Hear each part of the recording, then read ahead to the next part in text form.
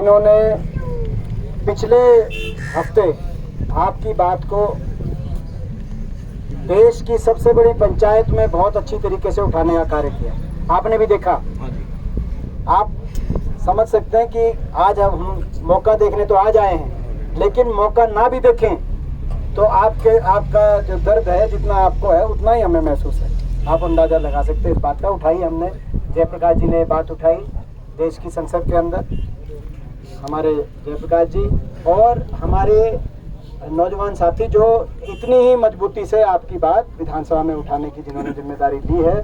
और ये जिम्मेदारी केवल यहीं की नहीं है, राजवीर जी, पूरे भिवानी में, क्योंकि आप विपक्ष के विधायक हो, 37 के 37 विधायक आपका साथ देंगे, लेकिन भिवानी के किसान के मजदूर पे अगर कोई, यहाँ के नौजवान पे, व्यापारी पे, कर्मचारी पे कोई भी अगर समस्या आए तो उसकी लड़ाई लड़ना विधानसभा के अंदर वो आपकी जिम्मेदारी है। तो पीछे ही मैंने उठाया था। उठाया था 3.5 राजवीर भटिया जिंदाबाद। हमारे भाई प्रदीप नरवाल जी, जिनको आपने आशीर्वाद दिया था उस थोड़े समय में, बहुत बड़ा आशीर्वाद, लेकिन आपने देखा ये दूसरी बार आए। पिछले हफ्ते भी जब मैं महम आया हुआ था तो मुझे बता रहे थे कि प्रदीप इन गांव में आए हुए। तो ये आप अंदाजा लगाओ, इससे ज़्यादा बात नहीं हो सकती।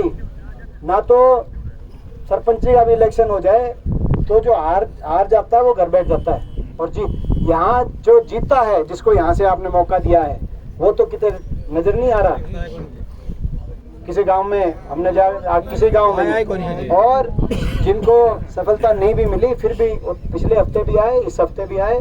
तो हमारे भाई प्रदीप नरवाल जी हमारे बहुत ही बढ़िया कॉमरेड साथी हैं, जो है कॉमरेड ओम प्रकाश जी, जो हमारे CPM के थे, हमारे बीच में हमारे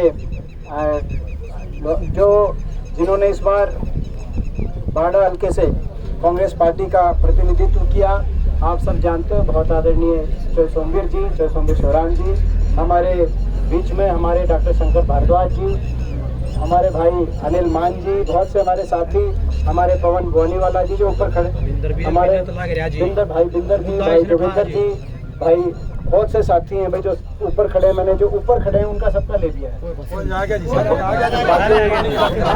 मेन है पानी की बात। देखो आज आपके बीच में हम पहुंचे हैं और ऐसी बेकदरी मैंने नहीं देखी, क्योंकि 2 हफ्ते होली है, 2 हफ्ते होली है कि नहीं होली है? महीना 26 तारीख तो महीना वैसे महीने से फालतू हो लिया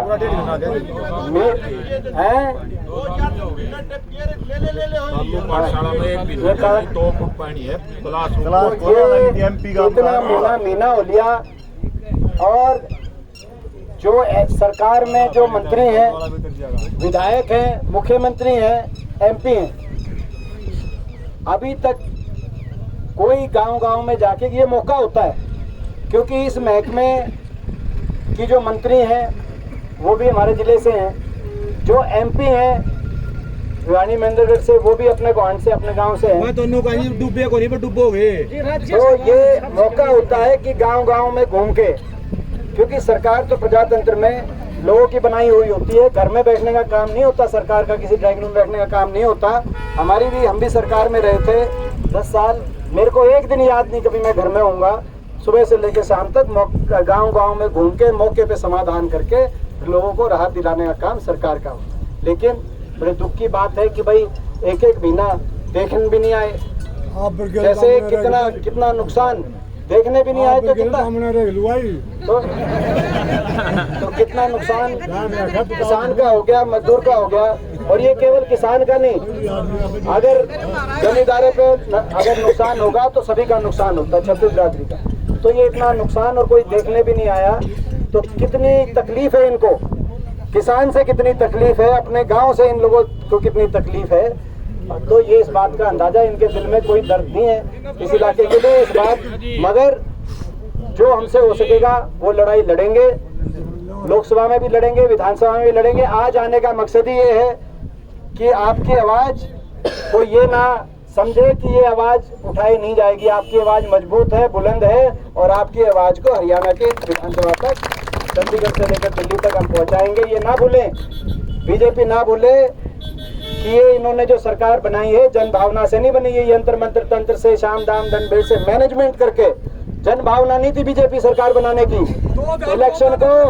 इलेक्शन को मैनेज करके आधा % वोट केवल हरियाणा के अंदर 20,000 वोट के फर्क से सरकार बना दी। इतने बड़े प्रदेश 3 करोड़ हमारा हरियाणा की जनसंख्या, केवल 20,000 वोट में मैनेजमेंट से, शाम दाम दंड भेद कई चीज इनके पास हैं, इन्होंने करके सरकार बना दी। लेकिन और ये अभी कह रहे थे एमपी साहब, एक बार नंबरदार एमपी साहब एक बात कह रहे थे कि भाई, एमपी साहब ने एक बात कही जयप्रकाश जी ने कि भाई निराश हम सब, जब नतीजा नहीं आया तो निराश।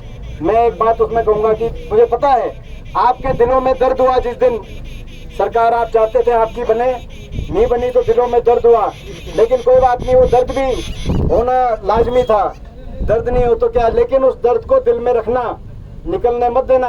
आपको याद होगा 2019 में मेरे साथ रौला किया था लोकसभा में रोहतक में, जब मेरे को पहुंचने नहीं दिया था, याद है कि नहीं याद है? और उसके बाद लेकिन मैंने तभी भी आप सभी को ये कहा, बात कही थी कि जो है अपने उस दर्द को दिल में रखो। इन्होंने साथ जो किया इन्होंने तो कर लिया।